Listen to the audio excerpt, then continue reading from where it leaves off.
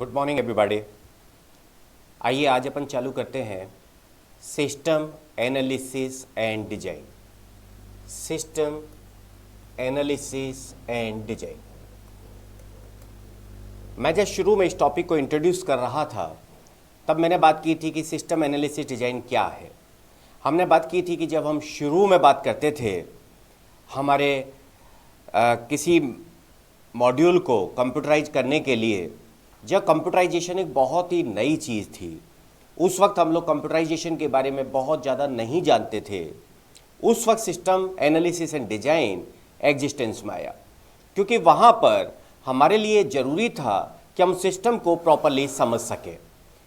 और जब तक हम सिस्टम को नहीं समझ सकते तब तक किसी भी सिस्टम को या किसी बिजनेस मॉड्यूल को कंप्यूटराइज करना संभव नहीं हो पा रहा था, क्योंकि हमारा कंप्लीट थॉट प्रोसेस डिफरेंट हो रहा था।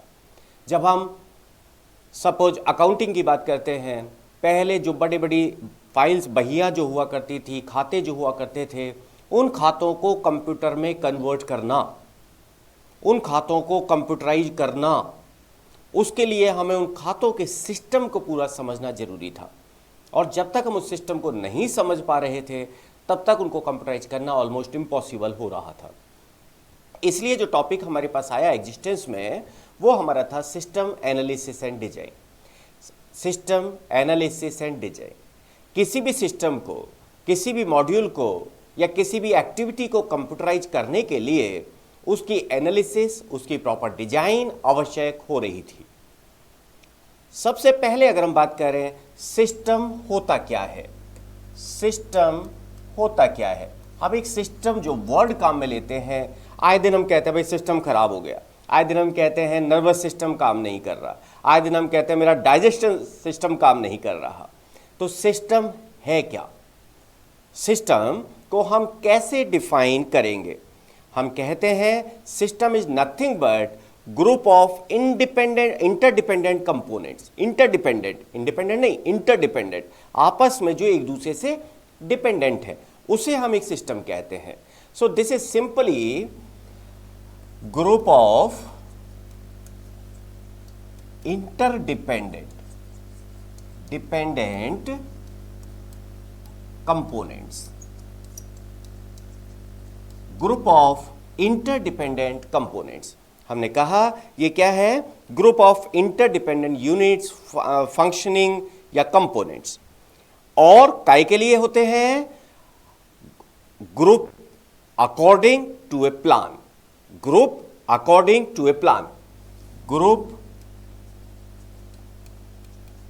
According to a plan. And for what? For what the plan is? To meet a common objective. A common objective समझने की कोशिश कीजिए। यहां पर हम कह रहे हैं इंटरडिपेंडेंट जो कंपोनेंट्स हैं, जो कि आपस में पूरी तरह से कनेक्टेड हो सकते हैं, पूरी तरह से एक दूसरे के ऊपर डिपेंडेंट है। और उनका किस तरह से डिपेंडेंट है, किस तरह से उनको प्लान किया गया है कि वो एक दूसरे के साथ इस तरह से ग्रुप रहें जिससे कि एक कॉमन ऑब्जेक्टिव मिल सके, हम एक कॉमन ऑब्जेक्टिव को अचीव कर सकें। ये जो हमारा होता है इसे हम कहते हैं एक सिस्टम।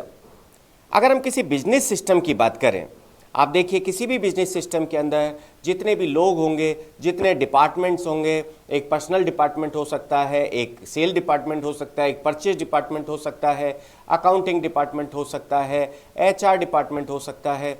उन सबका एक अपना इंडिपेंडेंट काम भी है और सब एक दूसरे से डिपेंडेंट भी है, सब एक दूसरे के साथ कनेक्टेड भी हैं। और आफ्टर ऑल उनका मोटिव क्या है? To get the business in profit. Business को प्रॉफिटेबल लाना ही उनका काम है। तो एक सिस्टम की अगर हम बात करते हैं, system is nothing but group of some interdependent components, group of some interdependent functioning, some interdependent units, so that they can group, they can combine to get a common objective. This is basically the system. Now, if we talk about characteristics of a system, क्या क्या characteristics है system की?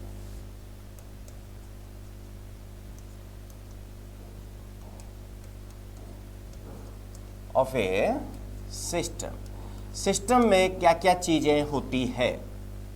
सबसे पहला है system का कोई input होगा। देन हम कह रहे हैं सिस्टम हमें कोई आउटपुट देगा। देन हम कह रहे हैं सिस्टम की अपनी बाउंड्रीज होगी। सिस्टम की अपनी कोई बाउंड्रीज होगी। देन हम कह रहे हैं एनवायरमेंट होगा। बेसिकली इनपुट होगा, आउटपुट होगा, बाउंड्रीज होंगी, एनवायरमेंट होगा और इंटर रिलेशनशिप होगी। बिना इंटर रिलेशनशिप के अंदर हम एक सिस्टम की बात नहीं कर सकते। तो अगर हम किसी भी सिस्टम की बात करें, हम कह रहे हैं भाई सिस्टम के अंदर ये 5 कंपोनेंट होना जरूरी है। हम कहें साहब ये हमारा कोई सिस्टम है, सिस्टम के बाहर ये हम कह रहे हैं एनवायरनमेंट है, जिससे कि हमारा सिस्टम गवर्न होता है।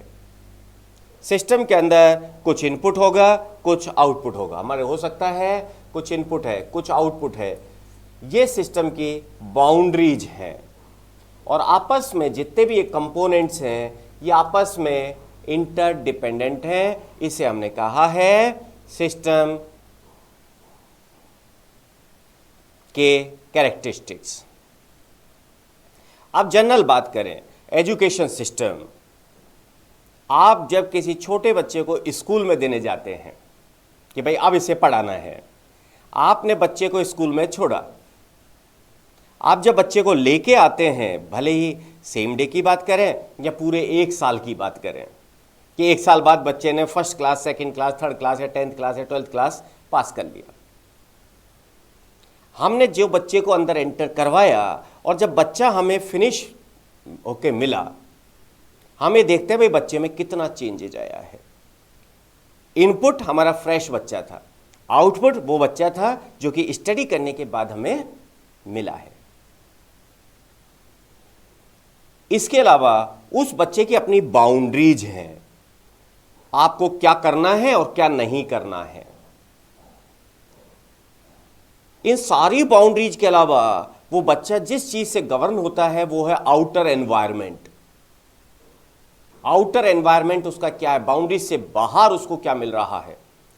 उसको आपने कह दिया भैया सिगरेट नहीं पीनी, लेकिन आउटर एनवायरनमेंट उसका ये कहता है कि जब वो घर जाता है उसके पेरेंट्स सिगरेट पीते हैं, now he will be affected with the parents.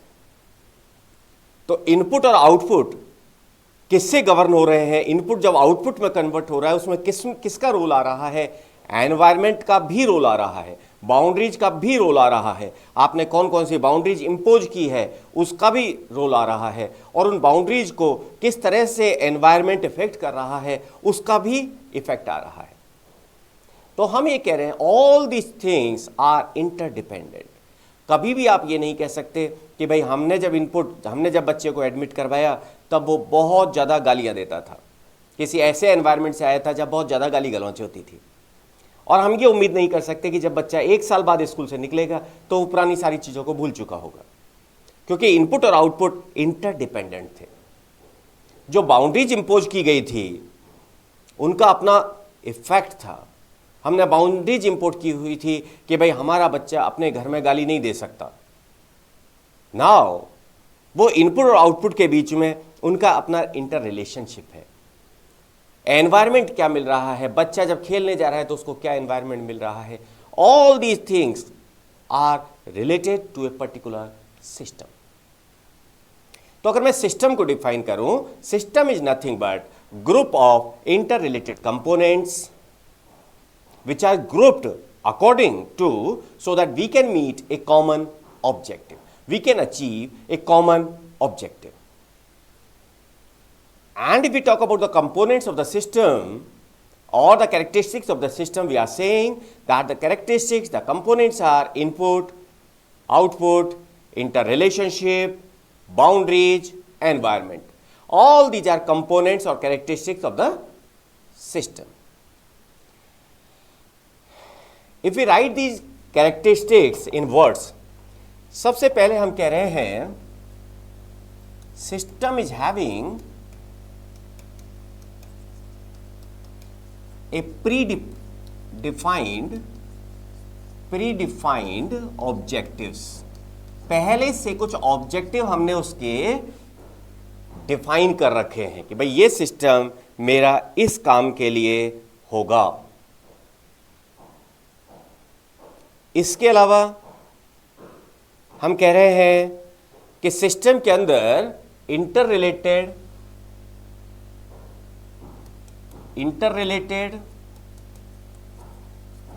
And interdependent components होते हैं. हम ये नहीं कह सकते कि all the components are independent, सब अपने आप में अलग है. अगर सब अपने आप में अलग है तो that is not A system. अगर एक दूसरे से कोई रिलेशन ही नहीं है तो that is not a combined system. We can not say कि that system that is a complete system. Might be these two are two different systems. A system can be subdivided in further subsystems. A system can be further divided in subsystems. A system can further be subdivided in subsystems. Okay, sir? अगर मैं कहूं कि हर एक सब system मेरी body का system, लेकिन इस बॉडी के अंदर फिर हार्ट का अलग सिस्टम, डाइजेशन लीवर का अलग सिस्टम, किडनी का अलग सिस्टम, ब्रेन का अलग सिस्टम. सो दिस सब system, this brain itself is having subsystems, this digestion system liver is again having subsystems. So subsystem again can be subdivided. The subsystem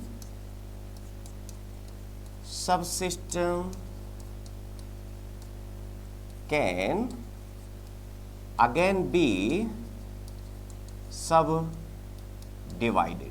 The subsystem again can be subdivided.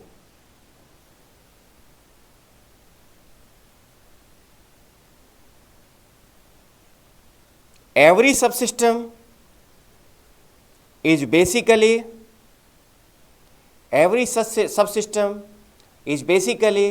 dependent on another subsystem for a particular task.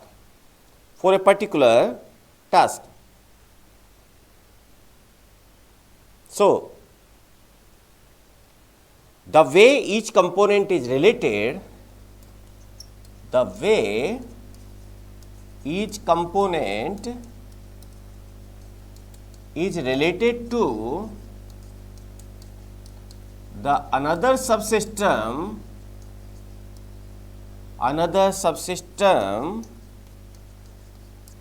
is known as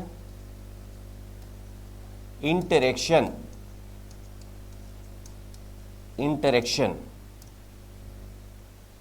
And grouping of all these components is known as integration. Grouping of all subsystem is known as integration.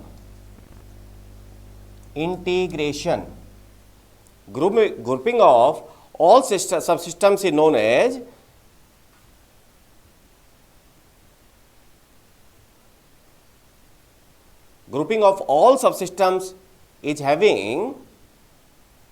is known as integration.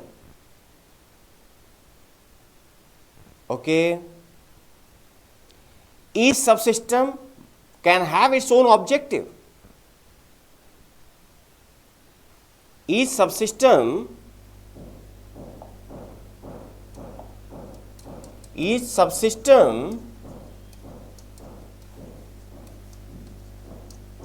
can have its own goal and the priority of goal of subsystem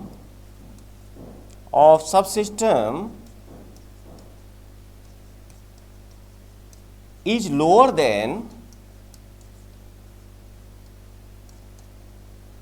priority of complete system.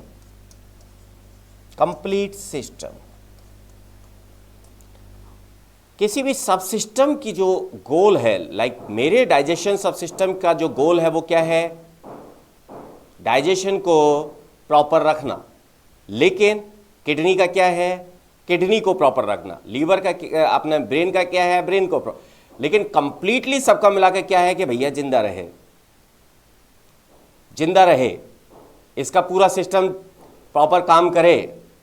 तो complete system का जो objective होता है वो उसके individual सब system के objective, complete system का जो ऑब्जेक्टिव होता है उसकी प्रायोरिटी इंडिविजुअल सब सिस्टम की ऑब्जेक्टिव की प्रायोरिटी से हायर होती है।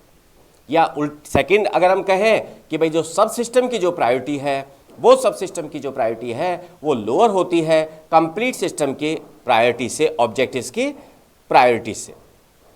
Hope this is clear. Now, systems can be subcategorized in different ways. सबसे पहले अगर हम बात करें मैनुअल सिस्टम, या हम कहें manual and automated system. Manual and automated system. Manual system से हमारा मतलब है कि हम क्या कर रहे हैं साहब, हमारा प्रोसेसर क्या है? हमारा प्रोसेसर है टोटल ह्यूमन बीइंग,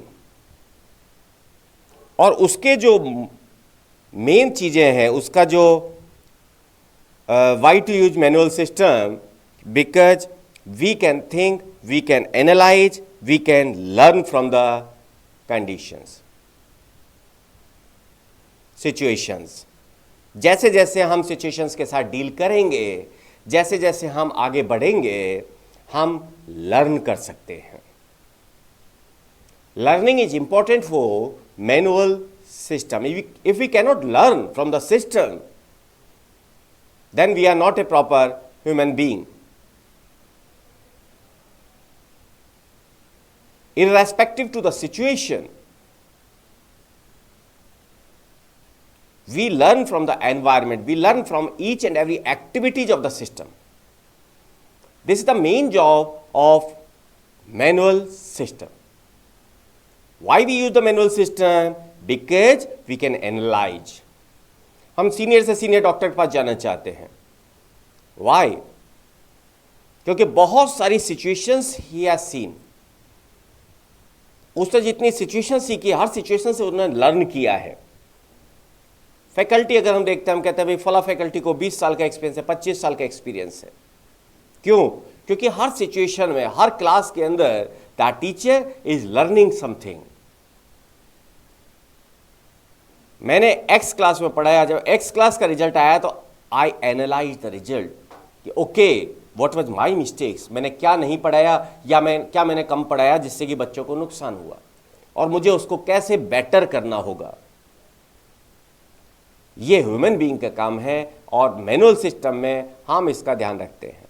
लेकिन मैनुअल सिस्टम की कुछ कमियां भी हैं। सबसे पहली बात है कि भाई मैनुअल सिस्टम जो होता है वो इजीली टायर्ड हो जाता है, बहुत आसानी से जल्दी थक जाता है। मैनुअल सिस्टम जो होता है उनमें ह्यूमन बीइंग की एरर होती है। मैनुअल सिस्टम जो होता है उसकी इनपुट की लिमिटेशन होती है, उसकी इनपुट की लिमिटेशन होती है।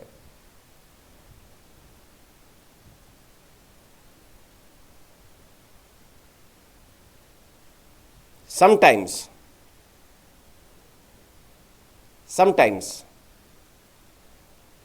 ह्यूमन बीइंग की अपनी लर्निंग की लिमिटेशन आ जाती है। ह्यूमन बीइंग एक बहुत लार्ज अमाउंट ऑफ डेटा को एक्सेस नहीं कर सकता, यूज नहीं कर सकता, प्रोसेस नहीं कर सकता। एक किसी सीनियर डॉक्टर के पास जाइए, उसके पास 40, 50, 100, 200 लोगों की लाइन है। क्या होगा? जैसे जैसे वो आगे बढ़ता जाएगा, 100, 125 पेशेंट देखे, उसके बाद वो थकने लग जाए, चिड़चिड़ाने लग जाएगा। और उसकी लिमिटेशन है कि भाई 150, 200 से ज़्यादा हम नहीं देख पाएंगे। Now what to do with other people, other patients?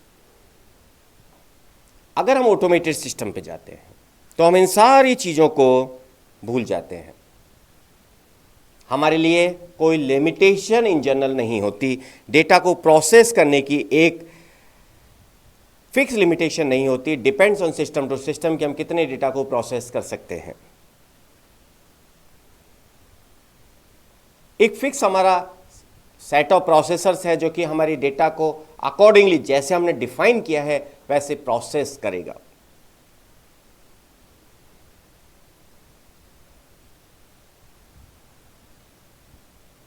वैसे प्रोसेस करेगा।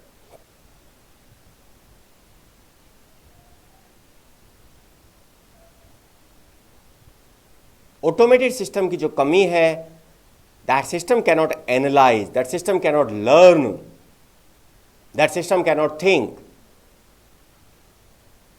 अगर हम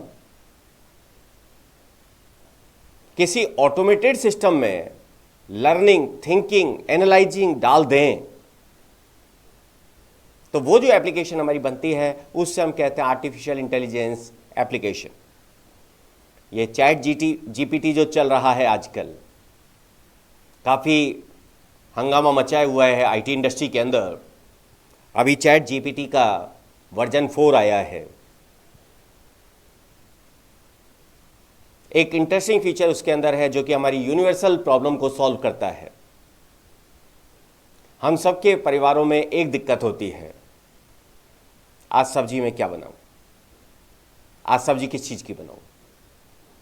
चैट जीपीटी ने हमें क्या किया, एक फीचर दिया।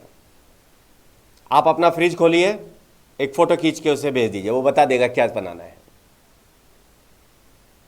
सपोज उसने बनाया कि भाई आज भिंडी की सब्जी बननी है, आपने कहा नो, रॉन्ग चॉइस, पनीर की बनेगी। क्या हुआ सब?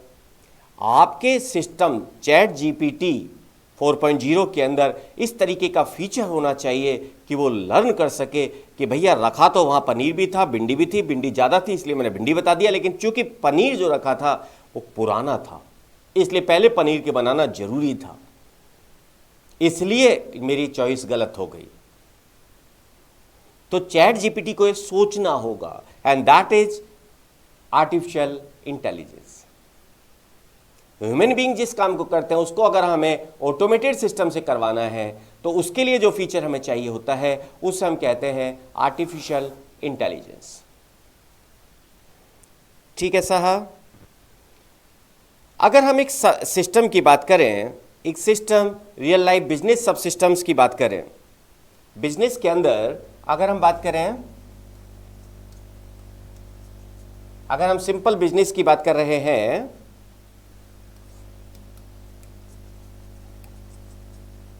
अगर हम बिजनेस की बात कर रहे हैं, हमने कहा सब क्या क्या सब सिस्टम हो सकते हैं।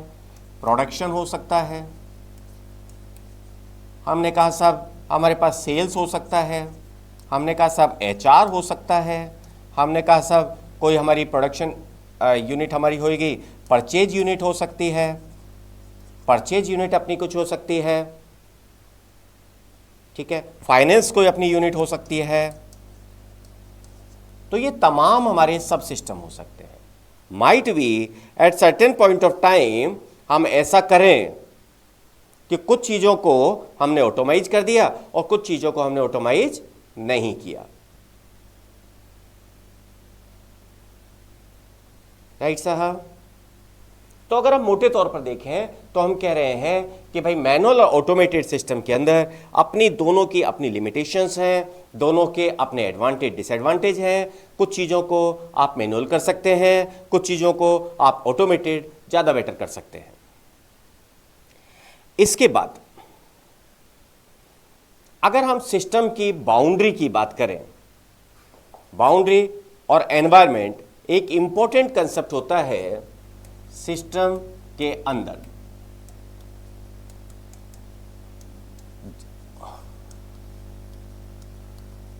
स्पेशली जब हम ऑटोमेटेड सिस्टम की बात कर रहे हैं तो हम एनवायरनमेंट को कम डील करते हैं। जब हम ऑटोमेटेड सिस्टम की बात करते हैं तो हम एनवायरनमेंट की कम बात करते हैं। बेसिकली एनवायरनमेंट से मतलब क्या है? External elements affecting to system. External वो एलिमेंट्स जो कि हमारे सिस्टम को अफेक्ट कर रहे हैं, उसको हमने एनवायरनमेंट के अंदर रखा है, विच इज आउट ऑफ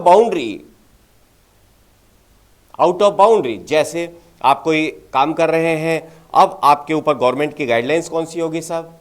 कौन से रूल्स रेगुलेशंस आपके ऊपर अप्लाई हो रहे हैं? कौन सा एक्ट अप्लाई हो रहा है?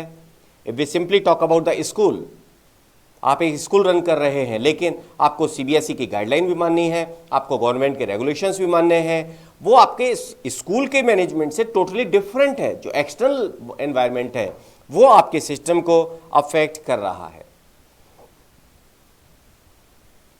बाउंड्री जो होती है वो बेसिकली क्या करती है? हमारी लिमिट सेट करती है। हमारी लिमिट सेट करती है कि ये काम हमें करना है और ये काम हमें नहीं करना है।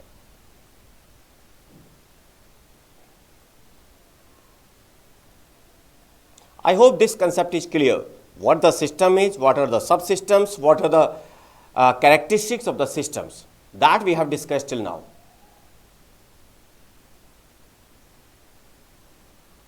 Hope this is clear.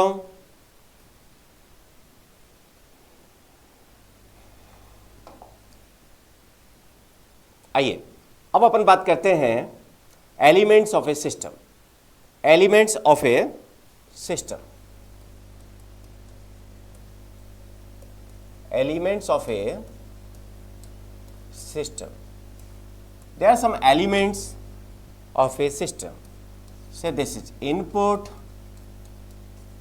say this is process and output. Input, process, output. We are providing some input to the system. System is processing that input and producing some output. यही तो पढ़ते हैं अपन जब कंप्यूटर सिस्टम की बात करते हैं तो इनपुट, प्रोसेस, आउटपुट, ये एक जनरल फिनोमिना है जो कि हम काम में लेते हैं। जनरल कंसेप्ट है। हम कहते हैं भाई सिस्टम को हमको इनपुट प्रोवाइड कर रहे हैं, हमारा जो सिस्टम, हमारा जो सॉफ्टवेयर है वो उसे प्रोसेस कर रहा है एंड प्रोसेस करके हम आउटपुट में कन्वर्ट करके दे रहा है। यही तो चीज़ अपन पढ़ते हैं। ठीक है सर। इन तीनों के अलावा दो और इंपॉर्टेंट कंसेप्ट हैं हमारे सिस्टम के अंदर, जो होता है कंट्रोल एंड फीडबैक। उसे हम सिस्टम से अलग नहीं कर सकते। कंट्रोल बेसिकली क्या करता है? गाइड करता है हमारे सिस्टम को। कंट्रोल बेसिकली हमारे सिस्टम को गाइड करता है या how to work with the system, what wrong system is doing, how this wrong can be improved. For example, हमारी बॉडी का टेम्परेचर हमें इंडिकेट करता है, हमें कंट्रोल करता है कि भाई somewhere there is a problem. जैसे ही कोई प्रॉब्लम होगी तो क्या होगा सब? वहां पर टेम्परेचर बढ़ जाएगा। हम क्या करेंगे? उस टेम्परेचर वो हमें कंट्रोल कर रहा है, भाई रुको, you are going on the wrong direction. Then आप दवाई ले लेंगे, दवाई लेके आप ठीक हो जाएंगे। You have taken paracetamol, paracetamol लेते ही आप ठीक हो गए। ये क्या था? ये बॉडी का फीडबैक था। ये बॉडी का फीडबैक था कि भाई आपको, आपके ऊपर पैरासीटामोल सूट कर रही है। That was the feedback.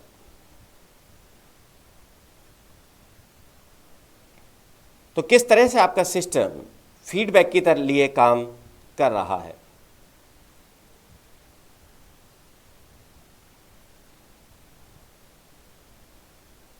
अब हर सिस्टम के ऊपर जो बेसिक कंट्रोल मॉडल होता है उसके कुछ कंपोनेंट्स होते हैं। बेसिक कंट्रोल मॉडल के कंपोनेंट्स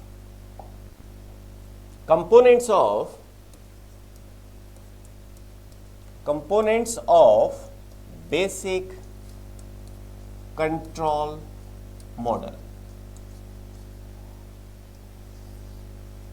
बेसिक कंट्रोल मॉडल क्या क्या आपके पास एलिमेंट्स हैं उसके। A standard for acceptable performance, a standard for acceptable performance, acceptable performance. Then a method for measuring actual performance,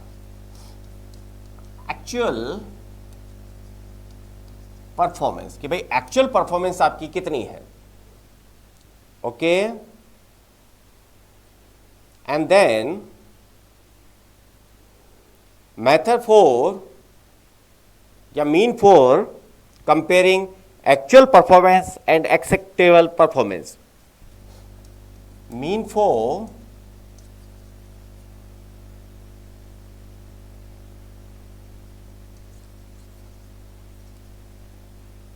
difference in actual versus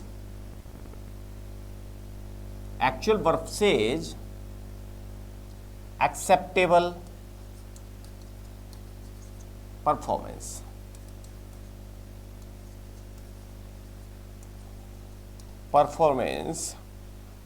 And at last we can say method for feedback. A method for feedback, कैसे feedback लिया जा सकता है।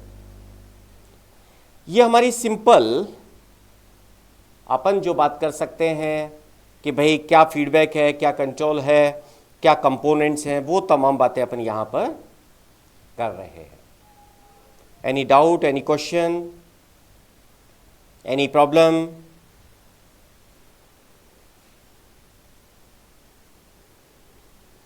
अगर हम बात करें computer based system,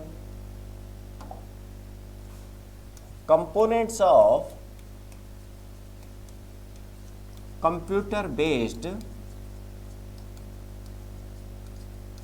system, components of computer based system, computer based system के क्या क्या कंपोनेंट्स हो सकते हैं। हमने कहा जी हार्डवेयर हो सकता है, हमने कहा जी सॉफ्टवेयर हो सकता है, हमने कहा जी पीपल हो सकता है, देन डेटा हो सकता है, देन इंफॉर्मेशन हो सकती है।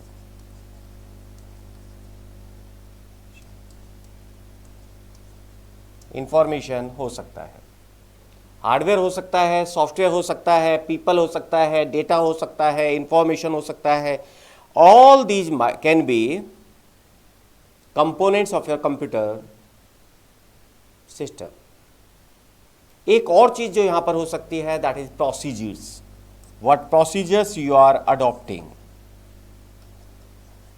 हम बेसिकली जब बात करते हैं सॉफ्टवेयर इंजीनियरिंग की, तो वहां पर हम तमाम प्रोसीजर्स की बात ही करते हैं। कैसे एनालाइज करेंगे, कैसे डिजाइन करेंगे, कैसे टेस्ट करेंगे। We talk about all the procedures over there.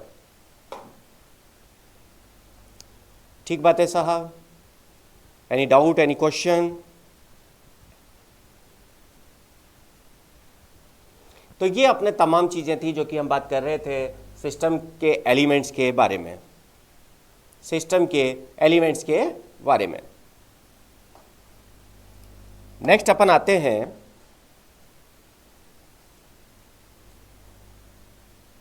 Types of systems. Types of systems. हम जब सिस्टम्स की बात करते हैं तो हम कई तरीके के सिस्टम्स को कवर करते हैं। System can B categorised in different ways. System can be categorized in different ways. कई तरह से हम सिस्टम की बात करते हैं। सबसे पहले अपना हो गया physical system. Physical system. Physical system कौन सा है? Which is tangible and visible. Tangible and visible. Tangible and visible. Physical system क्या है? टेंजिबल, जिसे टच किया जा सके, विजिबल, जिसे देखा जा सके। आपने कहा साहब मेरा ये पीसी है, उस पीसी का जो कैबिनेट है दैट्स ए टेंजिबल सिस्टम। तो there might be some system which can be touched. There might be some system which can be visible, which is static or dynamic, both static and dynamic. Physical जो system है आप कह सकते हैं this can be static, this can be dynamic. अभी जो हम बात कर रहे थे एक बॉक्स की, that box is static. Dynamic की जो बात अपन कर रहे थे, जैसे हमने कहा AC, that can be touched, that can be seen, but that is dynamic, that is changing the status, that is changing the status, that is responding to the environment, that is responding to the environment. Suppose AC हमारा थोड़ा गर्मी ज़्यादा हो रही है, AC काम करने लग गया, थोड़ा ठंडा हो गया, AC बंद हो गया. That's a dynamic system, that's not static, that's not fixed. Okay. Then we talk about abstract system. Abstract system, abstract system का मतलब है which cannot be touched, which cannot be touched. Algorithm, algorithm, equation, system ही तो है algorithm.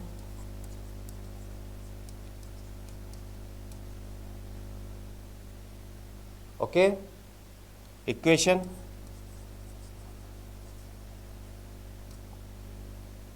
तो physical system अपना हो सकता है, फिजिकल सिस्टम अपना हो सकता है, हमारा एब्स्ट्रैक्ट सिस्टम हो सकता है। एब्स्ट्रैक्ट सिस्टम से अपना मतलब है which can not be touched, हम जो जनरल बात जो कर रहे हैं, which can not be, which is not visible. Actually आप कहेंगे इक्वेशन तो विजिबल है, केवल इक्वेशन का आउटर पोर्शन विजिबल है, उसके अंदर का जो है वो थीम आपको समझना पड़ेगा। ओके साहब। देन हम बात करते हैं ओपन सिस्टम। ओपन, ये सारे सिस्टम हम ये नहीं कह सकते जो फिजिकल है वो ओपन नहीं होगा, जो ओपन है वो फिजिकल नहीं होगा, not like that. Open system से मतलब क्या है? Which can freely we interact with the environment, that is known as open system. जो फ्रीली एनवायरमेंट से इंटरेक्ट कर रहा है उसे हम क्या कहते हैं? Open system. जो कि फ्रीली एनवायरमेंट के साथ में इंटरेक्ट कर रहा है। मेरा एजुकेशन सिस्टम, मेरा एजुकेशन सिस्टम, आप देखिए पूरी तरीके से एनवायरमेंट के ऊपर है। आप इंग्लिश मीडियम स्कूल में पढ़ते हैं, हो सकता है आपकी इंग्लिश इतनी अच्छी ना हो, क्यों? क्योंकि आपका जो आउटर एनवायरनमेंट है, आप जिस घर में रह रहे हैं, आपके पेरेंट्स हैं, आपके ग्रैंड पेरेंट्स हैं, वो इंग्लिश नहीं बोलते, घर में नहीं बोलते। घर में नहीं बोलते तो हमें उतनी ज़्यादा फ्लुएंसी नहीं है। किसी परिवार में जहाँ इंग्लिश मीडियम, सारे लोग इंग्लिश वाले हैं, सारे लोग इंग्लिश बोलते हैं, भले ही बच्चा नहीं पढ़ रहा है तो भी उसकी इंग्लिश अच्छी हो जाती है। क्यों? क्योंकि एनवायरमेंट से सीख रहा है। तो education system can be think as a open system, body system,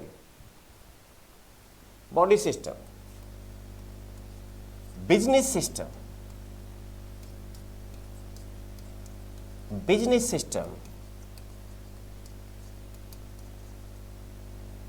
business system. भाई हम देखते हैं बारिश ज्यादा हो गई, ये सामान खरीदना है या नहीं खरीदना है। We decide on the basis of outer environment, जिसे हम कहते हैं ओपन सिस्टम। ठीक है साहब। तो ओपन सिस्टम से बेसिकली हमारा मतलब है जो सिस्टम डायरेक्ट आपके एनवायरमेंट, आउटर एनवायरमेंट के साथ इंटरेक्ट करता है और उन गोल्स को अचीव करने के लिए वो अल्टरनेटिव पाथ या कोर्स ऑफ एक्शन काम में ले सकता है। That is not fix. एक हमारे पास होता है क्लोज सिस्टम,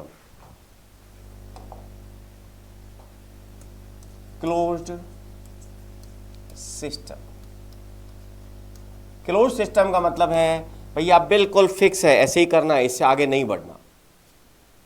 हमारे रिलीजियस सिस्टम, जो भी हमारा रिलीजन है उसके सिस्टम, जितनी धार्मिक मान्यताएं हैं, अपने ट्रेडिशंस हैं, उनके सिस्टम। जिनकी शादी हो गई वो जानते हैं, शादी के टाइम उनको कहा ऐसे बैठ जाओ, बस वैसे ही बैठना है, आप कुछ बोल नहीं सकते। आपको कहा या नमस्कार कर दो, सोचना नहीं है, सोचोगे तो मम्मी डांट देगी, पापा डांट देंगे। जितने भी हमारे रिलीजियस सिस्टम है, हमारे ट्रेडिशनल सिस्टम, वो सब क्लोज सिस्टम होते हैं। आप आगे पीछे नहीं सोच सकते। घर वालों ने कह दिया भैया जब बारात में जाएगा तो वो गधे पे बैठ के जा रहा है, मतलब घोड़े पे बैठ के जा। क्यों भाई, बाइक पे क्यों नहीं जा सकते? हमें पहुंचना ही तो है, लेकिन नहीं जा सकते। क्यों? क्योंकि हमारा जो ट्रेडिशन है वो हमें अलाउ नहीं कर रहा। That is close system. वो गधा भी वाइट कलर का होना चाहिए, गधी वाइट कलर की होनी चाहिए, ब्लैक नहीं चलेगी। क्यों? क्योंकि ट्रेडिशन है, क्योंकि क्लोज सिस्टम है। तो जहां पर हमारा सिस्टम हमें सोचने की परमिशन नहीं देता, आउटर एनवायरनमेंट से फर्क नहीं, अब धीरे धीरे ठीक है, आउटर एनवायरनमेंट से बहुत लंबा फर्क पड़ रहा है, बहुत लंबा फर्क पड़ रहा है। पहले जहां 3 दिन की शादी होती थी, तेल, मंडप, शादी, अब 1 दिन में ही हो गया। आउटर एनवायरनमेंट का फर्क पड़ा, लेकिन बहुत लंबे सिचुएशंस में जाके पड़ा, बहुत लंबा टाइम इसने लिया। ठीक है साहब। चलिए, इसके बाद हमारे पास आता है deterministic and probabilistic system.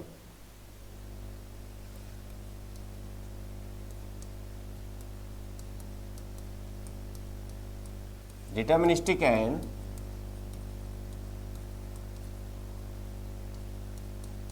Probabilistic system.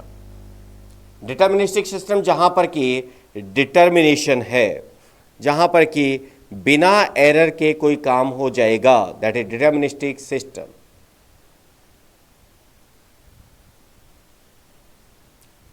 Probabilistic system जहां पर प्रोबेबिलिटी होती है, आज 50% प्रोबेबिलिटी है कि आज शाम को बारिश आएगी, weather forecast system, that is probabilistic system.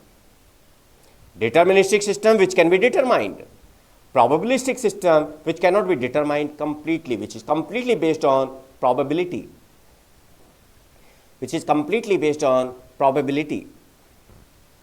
उसे हम कहते हैं probabilistic system। देन हमारे पास होता है इंफॉर्मेशन सिस्टम।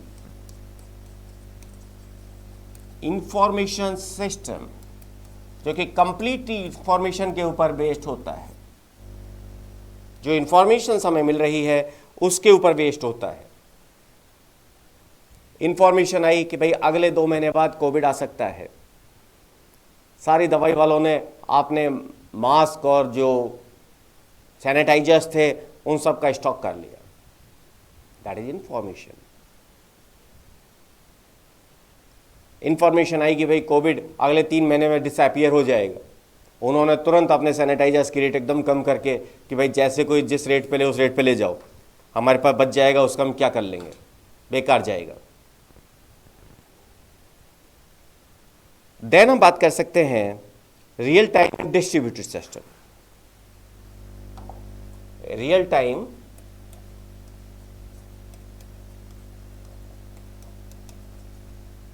टाइम सिस्टम, हमें पता है रियल टाइम सिस्टम का मतलब जो तुरंत आपको आउटपुट दे दे, जो तुरंत आपको आउटपुट दे दे वो क्या है, रियल टाइम, रेस्पॉन्ड करे वो क्या है, real time system. Distributed system which is subdivided over more than one machines. आपके आधार का डेटा एक पीसी पे तो नहीं होगा, that complete data might be subdivided on more than one pieces, that complete data might be subdivided over more than one PCs. So that is distributed system. That is distributed subsystems. तो ये basically हमारे पास तमाम systems के बारे में जानकारी थी। Okay, तो हमने शुरू में सिस्टम को डिफाइन किया, सिस्टम क्या होता है, हमने बात की सिस्टम के क्या क्या कंपोनेंट्स होते हैं, क्या क्या एलिमेंट्स होते हैं, क्या कैरेक्टरिस्टिक्स है, and then we discuss about type of systems. Right, आज के लिए अपन इतना रखते हैं, नेक्स्ट लेक्चर में फिर अपन सिस्टम की आगे बात करेंगे। नमस्कार।